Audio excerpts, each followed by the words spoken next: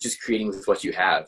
And that's kind of how ended up getting back into kind of just the whole creative field of photography and design and all that.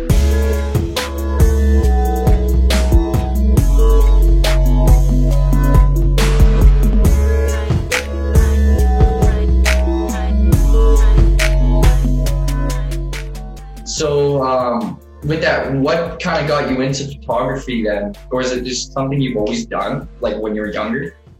Yeah, I mean, I guess to get into it all, so filmmaking had always been a big thing of mine. I loved filmmaking. I loved making movies. I'd like write a script and I'm talking like when I was younger too. So I'm probably, like 10 and under.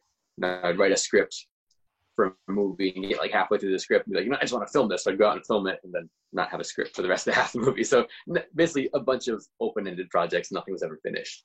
But I did always love the idea of filmmaking. And then it kind of, as I got older, like the whole idea of becoming, Hollywood filmmaker, like you said, big expensive cameras, that just seemed like so far out of reach. Like I wasn't in desire to like be that huge into it and move to California, become this filmmaker. So like that kind of passion for filmmaking ended up kind of dying off after a while. And then it was kind of still the YouTube era that I came across a creator, Peter McKinnon.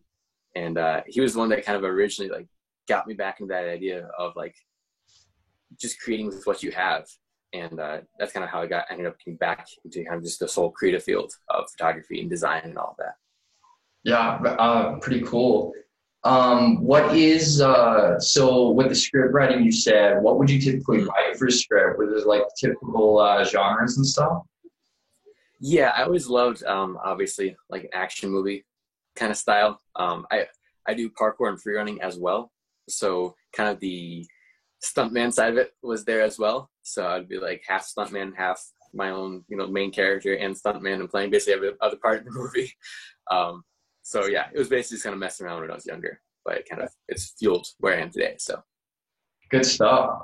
Did you do a lot of fight sequences then, if you're into the yes, action? Yeah, definitely. Yeah, I've definitely even gotten more into that over these past few years. But yeah.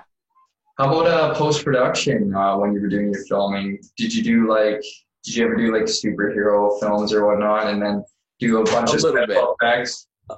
A little bit. I always catered my films to what I knew I was capable of doing. I always had these crazy ideas, would write them down, and then say, all right, what's realistic here? What can I actually do? Back then, I was just using like iMovie on like my iPad. So like there was nothing, special effects were kind of just not even existence. So there's always an idea, but never. Yeah. Yeah, true. So when you would imagine, or like you're thinking of writing a movie or whatnot, you're always picturing it in like a Hollywood style, probably.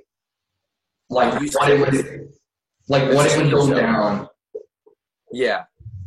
So you used to do that then? I would say I would used to back when.